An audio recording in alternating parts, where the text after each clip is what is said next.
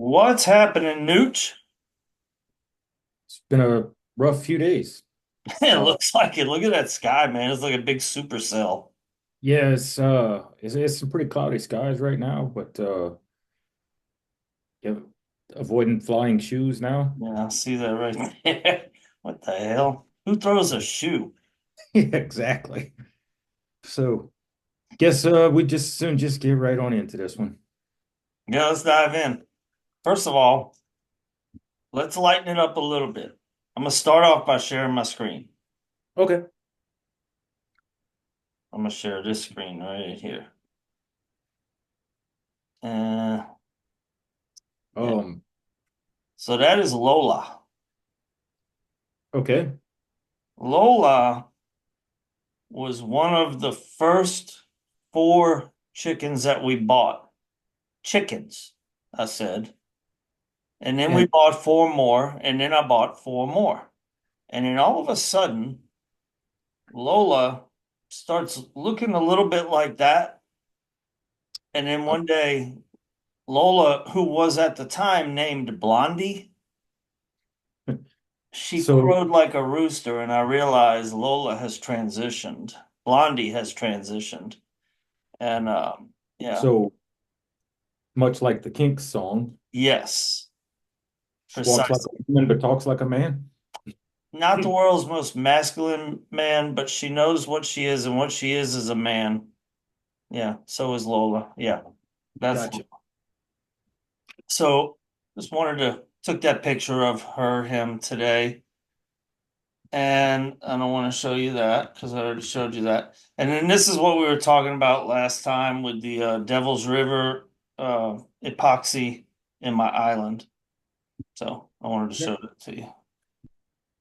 All right, Okay. now we can get to it. We got our Yeah, asses kicked, man. that was that was ugly. There's really no sugarcoating it. Nope. No real positives to speak of. So this, No, we got bullied. yeah, Honestly, I thought absolutely. about this when Georgia and Texas were playing. I don't know if you saw that game. I watched a good bit of it, not all of it, but I did Georgia watch. bullied Texas. Yeah, This was similar to that, except maybe worse. it was definitely worse.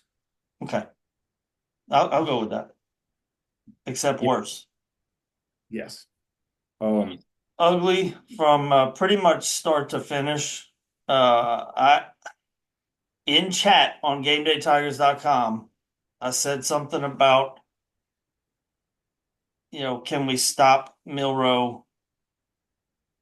Can't let him beat us with his legs. Well, he did. We had no answer. It's almost like we have never seen a running quarterback. it. I mean, he had a Sean Alexander type game against us. Yeah. Okay. That's a good. Thanks for bringing that crap up. But yeah, no, you're not wrong. I was in the stadium for that one. At least not for this one. It did this one. I was still in Texas, but I will say this: I didn't rewatch the whole game.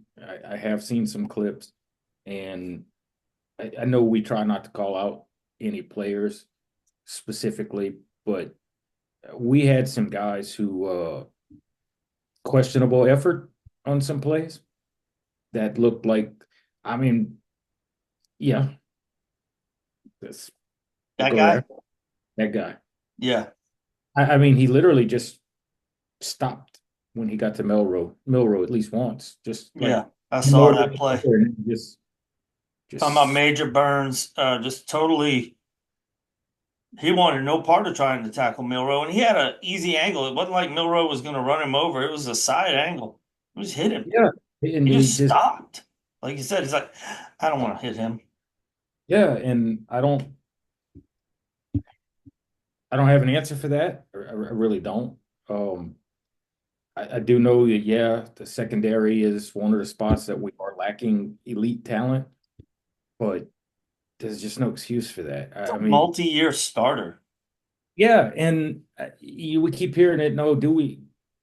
when we say LSU lacks talent, we mean LSU lacks talent compared to what LSU typically has. We don't actually lack talent. We are not 42-13 less talented than Alabama. We're just not. I'm No, sorry. and if you think about it, I know Alabama lost to Vanderbilt. Who was their other loss? Tennessee. Tennessee. Okay. This is a team that beat Georgia, Yes. but it's kind of like what we talked about last week, I guess it was, or whenever it was, that the SEC is that kind of SEC this year. It's all poaching each other. Yeah, it Alabama beat Georgia. Georgia beat Texas. You know, Ole Miss, we beat Ole Miss. Ole Miss beat Georgia. It's handily. that kind of year. Yeah. Yeah. I'll tell you what kind Ole of year Miss, it is. Ole Miss, we were kind of talking about bullying. Uh, Um, Ole Miss bullied Georgia. I'll tell you what kind of year it is. You want to hear something that's ridiculously crazy? Hold on, let me get a beat of Purple Haze. Go ahead, bro. So obviously, this still requires LSU to win out, which obviously is questionable. But You think?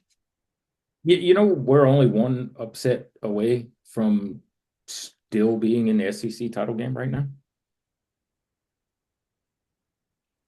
As in, if you look the rest of the way, if LSU wins out and we have three absolutely winnable games remaining, if everything holds the way it is projected to go, including Georgia beating Tennessee this weekend, you're looking at possibly as many as six teams tied with two losses for that second spot behind whoever wins the Texas A&M game.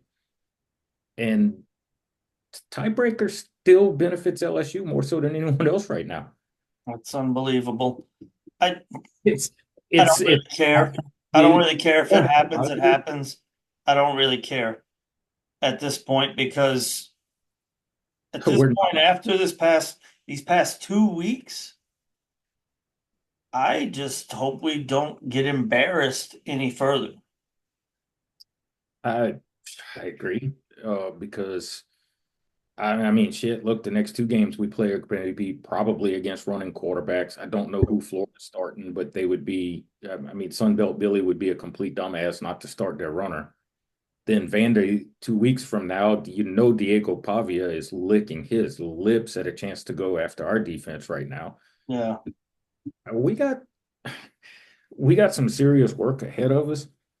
And while the defense was definitely not anything to brag about Saturday night, our offense is a joke. Yeah. Our Well, offense is just bad. here's something. Let's get into that a little bit. I don't know if you got the box score or whatever, but I will say this. I have tried not to go straight to coaching because I know there's some talent deficiency. And as far as personnel, just lack of execution or poor execution, I will single out DJ Chester again. Just unbelievable. But with regards to coaching, do you have the box score? Yeah. What do you want to know? What did Caden Durham wind up with as far as carries and yards per carry? He ended up 8 carries for a total of 63 yards, Okay, 7.9 per. I would guess the vast that's almost 8 yards a carry, and he got 8 carries. Now I know one of them was a big run. One was 45. Okay, so why don't we keep running that guy? I mean, I understand, but you can't take out the 45 yarder. No, you can't. Um, it happened. So you can't take it away. But I do like to look at things as a whole and take away if I know you don't like taking it away, but the entire rest of the game really wasn't anything to write about. Um, But we just don't, we sit here and say we don't have a running game. We handed our best running back the ball 8 times. Gee, I Yeah. wonder why we don't have a running game. Do we even Uh, try? I mean, we ended up with 24 rushes. That's 24. How many pass attempts? well, okay. Y'all, we ended up with 42 pass attempts, but you got to realize the entire fourth quarter we were down by 5 touchdowns. So you're not going to run the ball in that I situation. do understand that, but that's actually, I would have expected more pass attempts because typically I think we have more than 42 pass attempts, which is, We do, I'm and actually, I'm actually defending your take here, your take, because you're all about the, y'all wanted to pass happy. we There's a are. difference between And pass happy and Les Miles. We kind of got in that argument um, um, Saturday night. so Les Miles, you like to say, well, I kind of miss that. I don't. There's a fine line in between somewhere. That's where we need to be. yeah. Now with that 42 pass attempts, we could actually up that to probably more like 50 because there was 2 sacks that gets you to 44. Nussmeier had 6 carries, one of which was the sneak. So really, there's 5 more at times that he actually ran on plays that were called passes. So Okay. that puts us up closer We're to creeping up there around 50. yeah, around 50 actual called passes. So But and we're talking about the Les Miles thing that we kind of got into it Saturday night. Um, give yeah, your and take, and I'm gonna give mine. no, I agree. And going all the way to the Les Miles offense is obviously, I would say mostly hyperbole. I don't definitely don't want to go that far, but something's got to give with this complete lack of being able to run the football. And again, people want to talk talent, but it can't be. It's got to be. There's something a lot more involved there. Oh, we're gonna get in a fist fight. We're gonna punch people in the mouth. We are going to run the ball. Right. And look, going into the season, LSU's O line was listed as among the best position groups in the country. Mhm. Not best offensive lines, best position groups, I period. said Will Campbell was the best player on the team, maybe the best player in the country. Yeah. So it's, and look, I got the PFF grades up. Uh-oh. Yeah. Yeah. Yeah. I Yeah. get a shovel.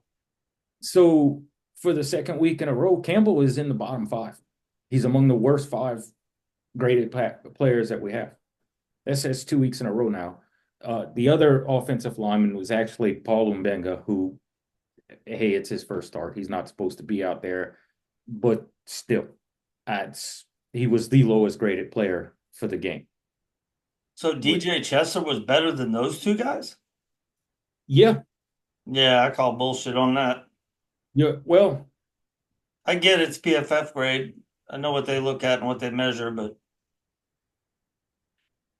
you want to hear something really funny? was he Have the you? top rated No, OL?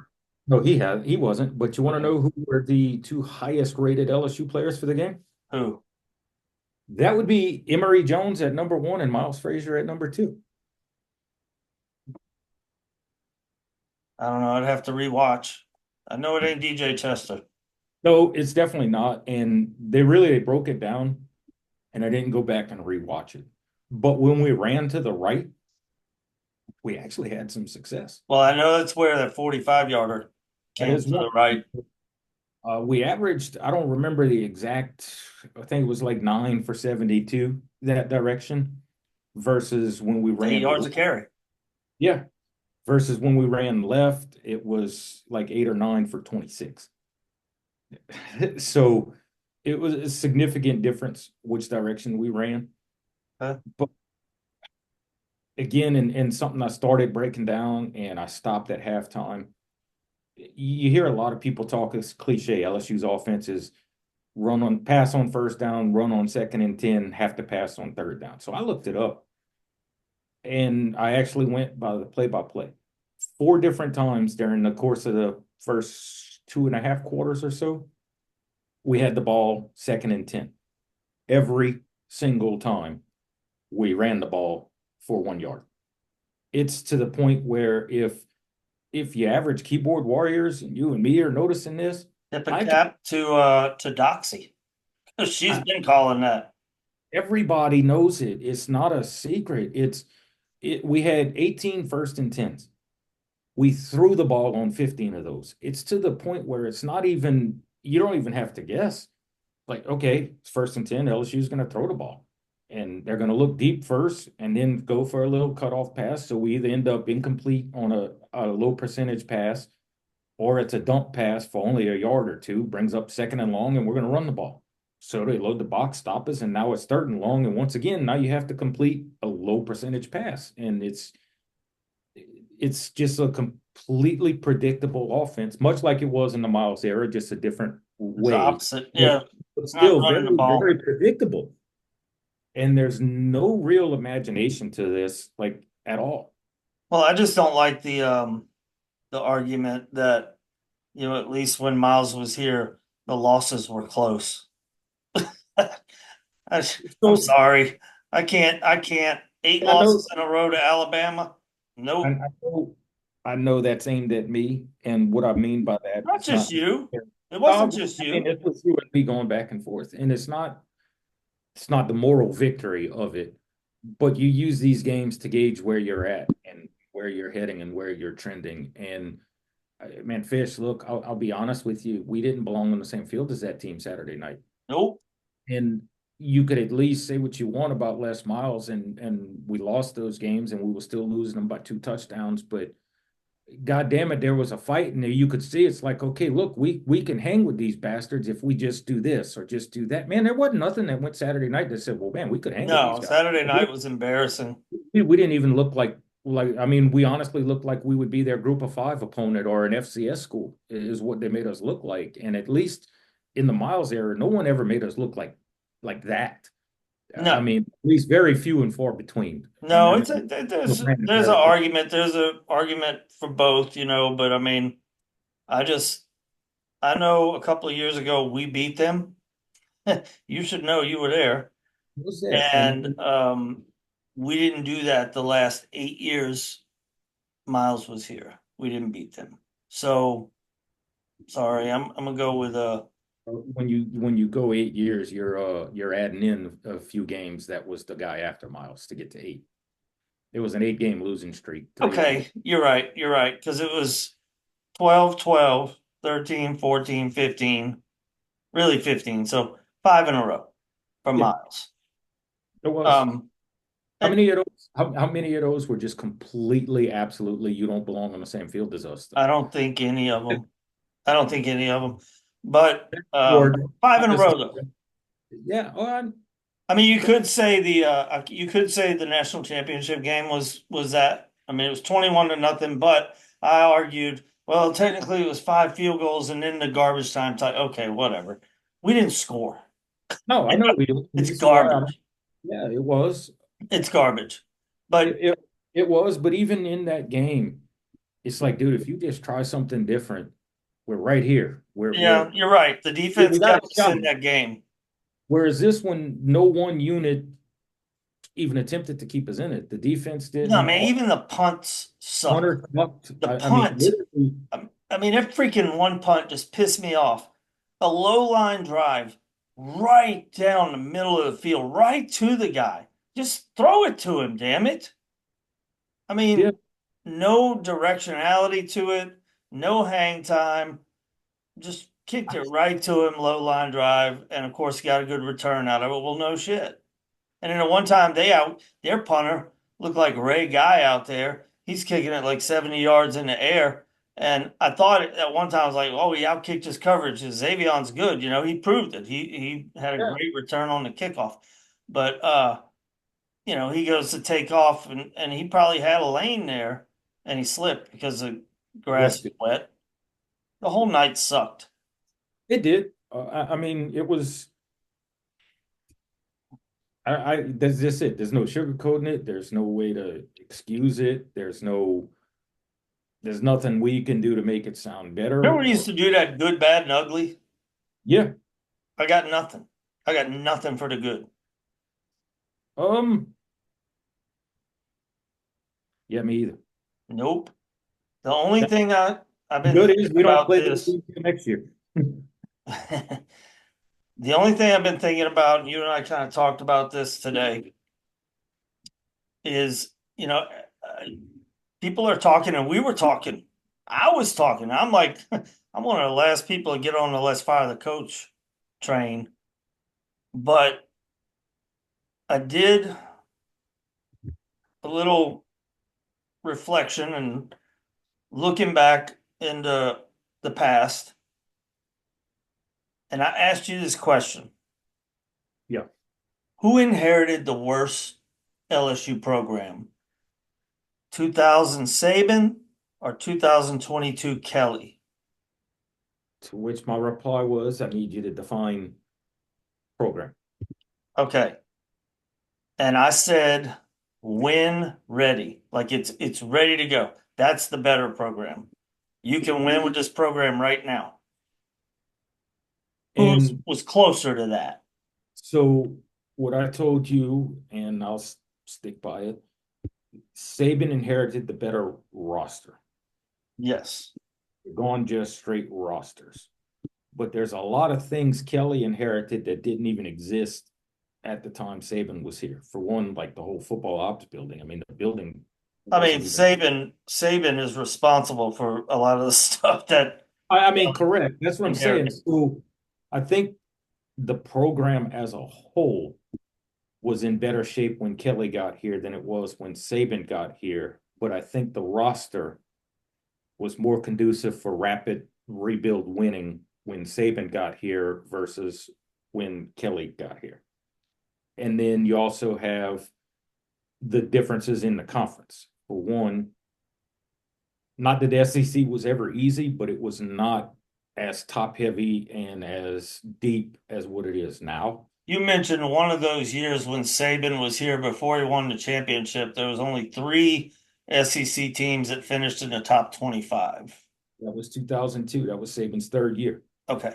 I'm glad you said that because we're in Kelly's third year. That's why I picked that one. Yeah. All right. I didn't catch that at first, but yeah, there's that. But I want to pick your brain real quick before we go to the next comparison. You said the roster was definitely better for Saban. Well, I'm going to do the near term because you have a better memory than I, and I'll let you do the far term. So the near term would be when Kelly inherited this program. The roster had 39 scholarship players on it, Yeah. and we started a wide receiver at quarterback for the bowl game.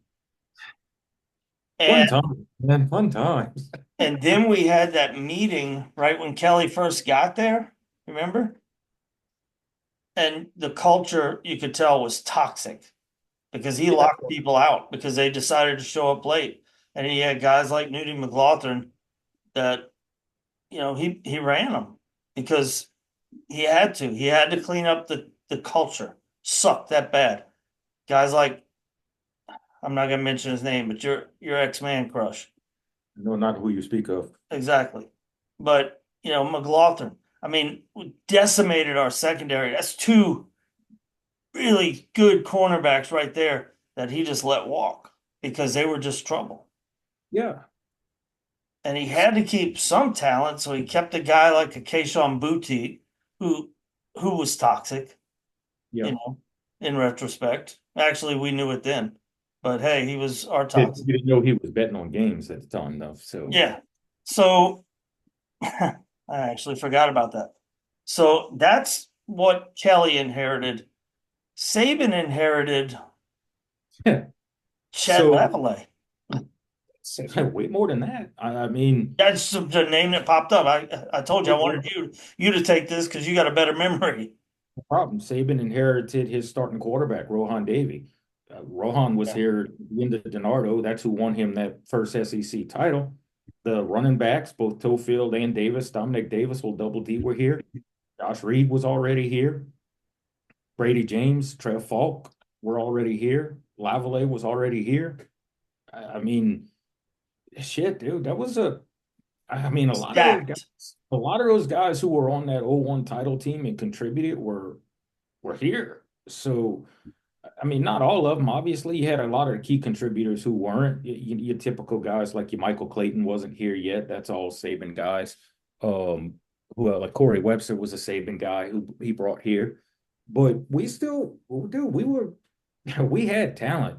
I mean, this was a team that won 10 games just a couple of years prior, and the bottom fell out for DiNardo is what happened. But the talent was here and just needed to be tweaked and kicked into the right direction, which is what Saban did. And then Saban also did what DiNardo wasn't. And Saban came in and built the fence around the rest of the way around Louisiana. You know, DiNardo got those Louisiana guys to start staying, and then Saban just locked all the rest of them down and turned us into a machine. And then, of course, like you said, the football ops building, TAF was just a shell of what it is now. I mean, that was in it. I mean, did the actual organization TAF exist yet? I don't know, but they weren't what they are now. I mean, you didn't have the facilities. Look at what this stadium looks like now versus whenever Nick was here, when Nick Oh, first it's got because here. you got these sponsors. Right, right. Yeah, on these two fancy, You know. TV screens we have here. So So, to your point, yeah, no doubt the facilities are better. The brand is better. I mean, LSU's won three national championships yes, the since brand, Saban got here. yes, the And brand so is the huge. brand is huge. I mean, the brand is international, to be honest And, with you. You and look on look, the sidelines. I was so worried about this after we just got embarrassed in that game. But over there on the sidelines is 5 star after 5 star after five. Number one quarterback in the country's over there. And I'm like, man, we lost them. I just knew we did. Have you ever heard of Steve Wiltfong? sounds familiar, but not really. Probably the national recruiting guy. He's a Okay. on-3 guy, so that's where like Shay and Sonny are. But he's national. He's not to one team or another. Okay. But I'll tell you, his reputation is if he says, I don't know if you follow on 3 at all, but they'll give like a crystal ball prediction. And they'll say, okay, my crystal ball is this guy, Billy Bob, is going to Ole Miss or whatever. Okay. Well, if Wiltfong gives a crystal ball, they call it he fonged him. That's how big this guy is. Fonged is a term, and it means he said he was going. Well, he says he's still coming to LSU. He said Michigan made their push, but Shay, I like what he always says. He says, "Watch what they do, not what they say." And that's really good sage advice for anything. Watch what people do and trust your eyes. But anyway, Bryce Underwood, number one quarterback in the country, he hasn't visited Michigan. And they're throwing 7 figures at him, getting up to, 10 million a year or $10 million, not a year, but $10 million NIL deal for him. And Fong says he's still coming to LSU. I'm like, all right, I don't know what LSU's throwing at him. I'm sure it's not chump change, No. but that's because of the brand. Yeah, That's what absolutely. I'm getting at there. I'm sorry to take so long on that, but that's what It's I'm getting at there. The brand is, man, I want to go play for LSU. I want to go play in Tiger Stadium. I want to play Alabama and now Texas, Oklahoma. Oh, all these schools. you can come here and you can play in prime time, 7 o'clock night game, Saturday night in Death Valley Don't tell is Lane Kiffin that. He gets so upset about that. good. You give me his number. I'll call him right now and tell him that it's Saturday night in Death Valley. It's not Saturday night in the Grove. It's Saturday night in Death Valley. It's not the big noon Big Ten kickoff. This is what you want right here. And I mean, Bryce Underwood, he's got to be looking and saying, man, I can probably get some real good playing time real early. Yeah, that's what I was gonna say. That's what you said. I'm sitting here reading our text, and you said, "Yeah, he knows we need him." Yeah. Yeah, but the SEC as a whole is significantly better. Yeah, you got the SEC network now too, which is pumping in more money into the program that didn't exist at the time. So it's different. It's really hard to have that argument because the situations are so completely different from each other. It's kind of tough to really say which one was better or worse because Well, let's say this. Let's say this. So I did some research. I know that's normally your thing, but I did some research. it's impressive. Thank you. So Nick Saban got here in 2000, won the SEC in 2001, and in Yep. 2002. So that's his first 3 years, 2000 to 2002. 26 and 12 was his record. Okay. Um, Brian Kelly got here 2022, 23, and now we're in 24. He's 26 and 10. Yeah. Um, that's pretty freaking similar. And what did Yep. Saban do in year four? On an addict. He won the Natty. I'm not predicting anything here, but I'm just saying, we've become so spoiled as LSU fans that it's just, if it's not instant, that's society in general, really. But if it's not instant, you know, a lot of it has to do with the fact that Nick Saban wasn't making $10 million a year or whatever Brian Kelly's making. I get that, but I'm not paying him. I'm not either. And the other thing is, look, at the time, and honestly, people bitched about Nick's salary at the time. Nick was top three in the country at the time. Brian Kelly's like eighth or ninth. Right. That's So you the have to market. look That's at it the apples to market. apples. You It's can't the look at it market. and say, well, he's making 10 million a year. Well, I won't say that inflation, a million in 2000 is 10 million in 2024. I'm not going to say it got that bad out of hand, but It's the in going. 2000, the leagues weren't making the money that they're making now. The schools weren't taking in the revenue that they're taking in now. Nick came in, if I remember right, he was at like 1.2 or something like Right that. around a million a year. Yeah, he was the third highest. Dude, look, Kentucky's coach makes more than ours does. Kentucky football, not Kentucky basketball, Kentucky football. Their coach makes more than LSU's head coach right now. So that's the market. That's That's the the go. landscape. Do I think it's too much? Yeah, well, yeah, I think it is, but that's not my call. If the market is the market, and I mean, people say, well, we need to start offering this instead. Well, who are you going to get? If that's the market and that's the going rate, and you can get a school like Kentucky to give you a guaranteed contract at 10 million a year, why would you go somewhere else for less? Not guaranteed, easier to get fired for a shorter term. I mean, who would do that? I mean, that's it. These coaches are locked in for life now. So That's why unless you take a Lane Kiffin, and we've kind of gone back and forth on Lane. I like Lane to a degree. I Yep, don't necessarily want him to be our coach, but I don't hate him, and I think right. he's kind of funny. But and he just beat the hell out of Georgia. But anyway, he's at Ole Miss, and we're going to talk about uh, these clowns here. But a lot of people early in the year were saying he was going to go there to coach for those. Why would he? I see. Why would he? He's doing well at Ole Miss. All he has to do is do like Miles used to do LSU and flirt with Florida, or Miles used to flirt with Arkansas, and he'll get a raise. Lane doesn't even have to do that. Do you know he gets $150,000 bonus for anybody he beats that's Power Five outside of the SEC during the regular season? So I he didn't know plays that. for us and gets $150,000 bonus. And his contract automatically renews every time he has a winning season. Not 8 games, a winning season. They're bowl eligible. His contract automatically tacks on another year Well, that's at because nine they're million, Ole Miss, and 9 million, being at old nine bowl eligible is a million big dollars a deal. year. Yeah, but at 9 million a year. So he just got $9 million for winning four Why games would he against leave? Trumps. Cost of living isn't much up there. His daughter goes to school there. Yeah. I wouldn't leave if I were him. So Florida, they decided they're going to keep old Sunbelt Billy, Yeah. and we got the shoe. That's from a few games back. So 2020. interestingly enough, with my new job, I have inherited two new friends that are Florida Gator fans.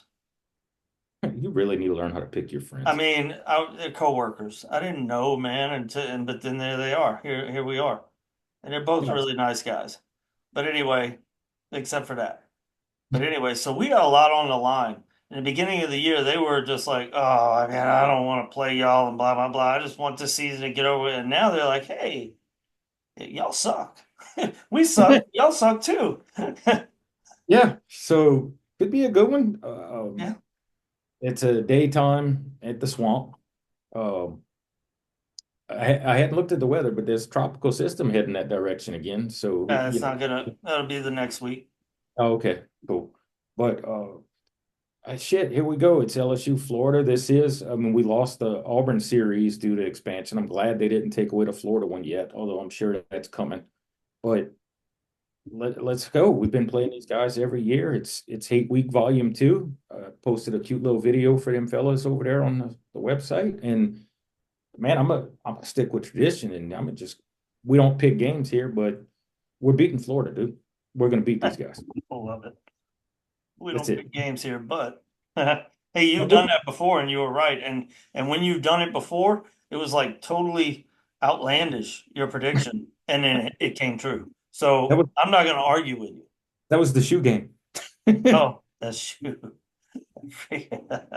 Yeah, that was that Throws a game. shoe.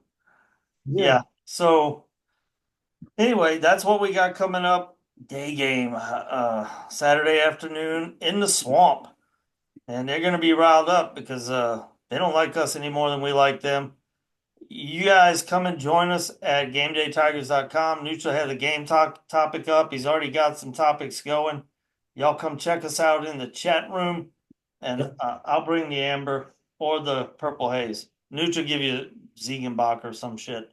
Yeah. Y'all have a good one. Go Tigers. Go Tigers.